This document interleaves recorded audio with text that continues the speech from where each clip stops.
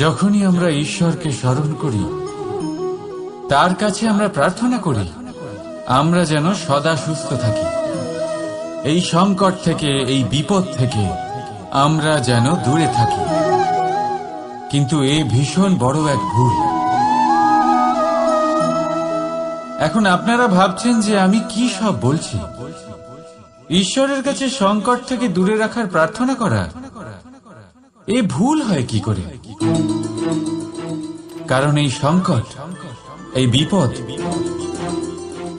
যার থেকে আমরা দূরে পালাই, যে সংকট কিছু মুহূর্তের জন্যই আসে আর তা চলে যাওয়ার পর আপনার আপনজন, আপনার শুভাকাঙ্ক্ষী, আপনার বন্ধুদের পরখ করতে শেখায়, আপনার ঘুমন্ত বোধগুলি জাগিয়ে তোলে, আপনাকে আরো শক্তিশালী করে তোলে।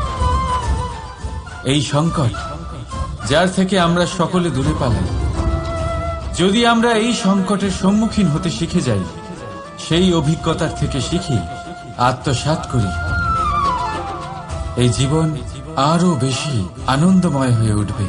তাই এরপরে যখনই ঈশ্বরকে স্মরণ করবেন, সংকট থেকে দূরে পালাবার নয়, সংকটের সম্মুখীন হওয়ার শক্তি চাইবেন। স্বপ্ন দেখুন আর নির্ভয় সেই দিকে এগিয়ে যান। স্বপ্ন নিশ্চয়ই সফল হবে। রাধা রাধা।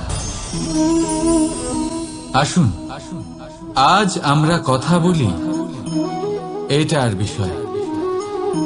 হীরে আমাদের জন্য অত্যন্ত মূল্যবান, অত্যন্ত প্রিয়,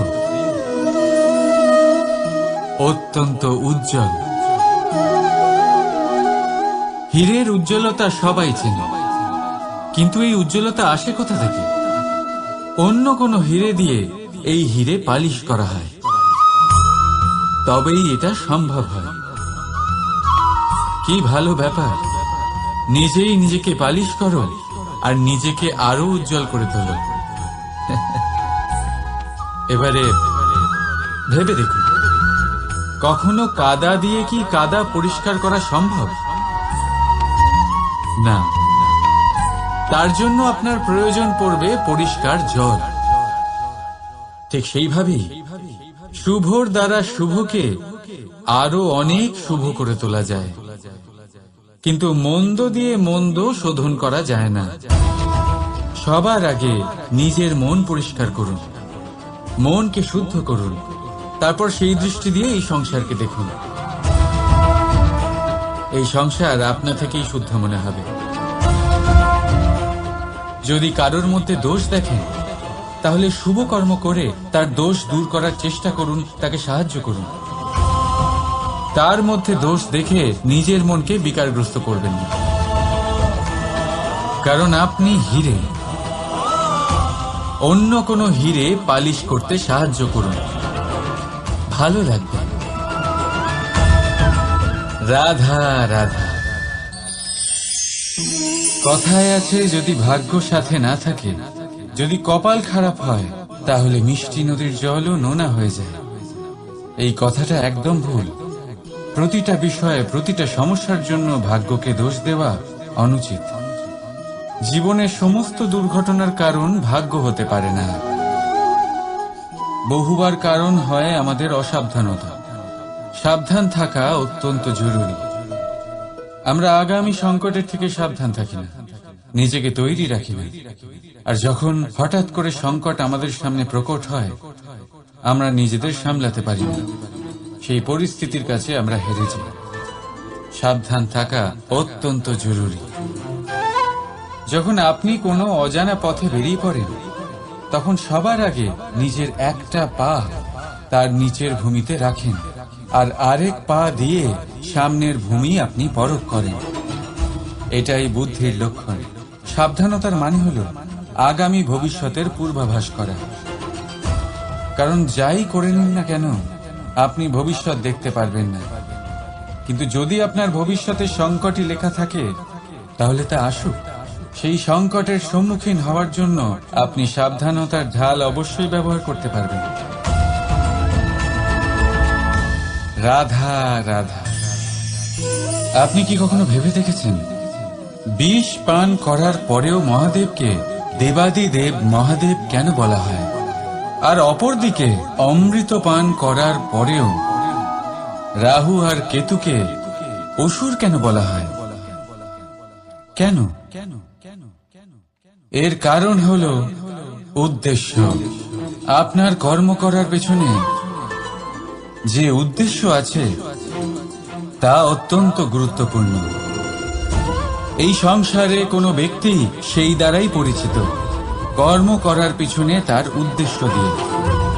যদি কেউ পরোপকার করে কিন্তু তার পেছনে তার উদ্দেশ্য স্বার্থের হয়, সেই পরোপকারী মানুষ নিজের মাহাত্ম্য সেখানেই হারিয়ে ফেলে। যদি আপনার কর্মের পিছনে আপনার উদ্দেশ্য সঠিক হয়, তাহলে শাপও বরদানে পরিণত হতে পারে।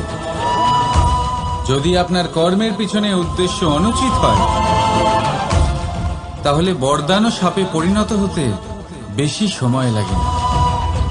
এই সমস্ত খেলা কর্ম আর তার উদ্দেশ্যে। তাই শুদ্ধ মনে খেলবেন।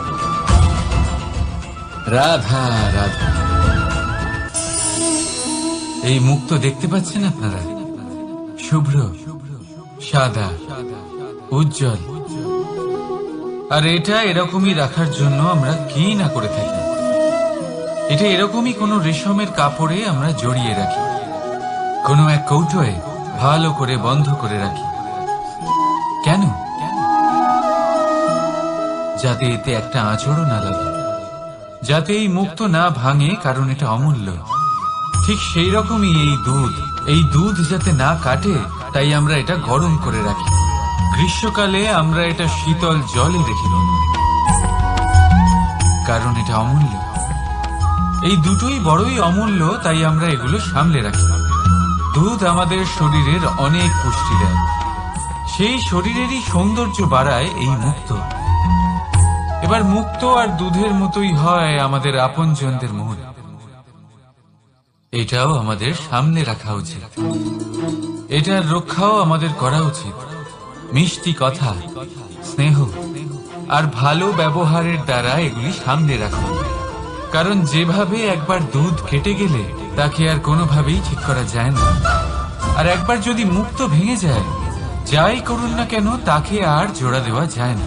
ঠিক সেইভাবেই একবার যদি মনে ফাটল ধরে যায়, তাকে আগের অবস্থায় ফিরিয়ে নিয়ে যাওয়া অত্যন্ত কঠিন হয়ে দাঁড়ায়। মনের মতামতে ভেদাভেদ হতেই পারে, কিন্তু মনের ভেদাভেদ হওয়া উচিত নয়। সেই জন্য একে অপরের মনকে সামলে রাখা, কারণ তা অত্যন্ত অমূল্য। রাধা রাধা। রাধা আমাকে বহুবার জিজ্ঞেস করে, এই মোহ আর প্রেমের মধ্যে পার্থক্য কি? দাদাও তা বুঝতে পারেন না। আপনার মনেও নিশ্চয়ই এই প্রশ্ন আসে যে তফাৎটা কোথায় এই মোহ আর এই প্রেমের মধ্যে। আসুন, খুব সহজেই আমি আপনাকে এটা বুঝিয়ে দিচ্ছি। একদিকে আপনি ভেবে দেখুন, একটা মাছ যে জলে থাকে সেখানেই বাস করে।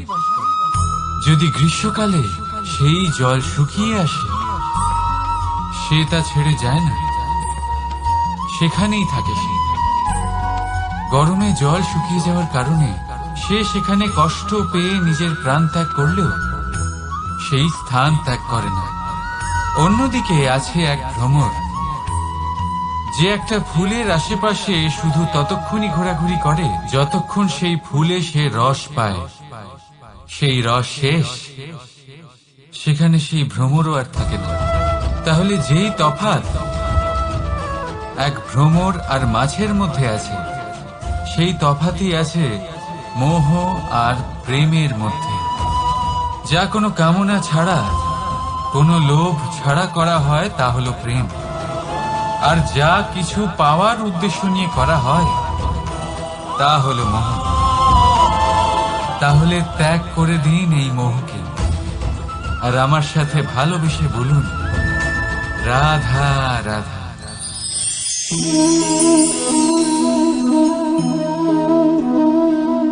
এই শিলা দেখতে পাচ্ছেন আপনি? এটা সেই শিলা যা আপনারা মন্দিরে দেখতে পান, যার সম্মুখে আপনারা মাথা নত করেন, হাত জোর করে প্রণাম করেন, প্রার্থনা করেন, নিজের জন্য শুভ কামনা করেন। এবারে ভাবুন, এই শিলা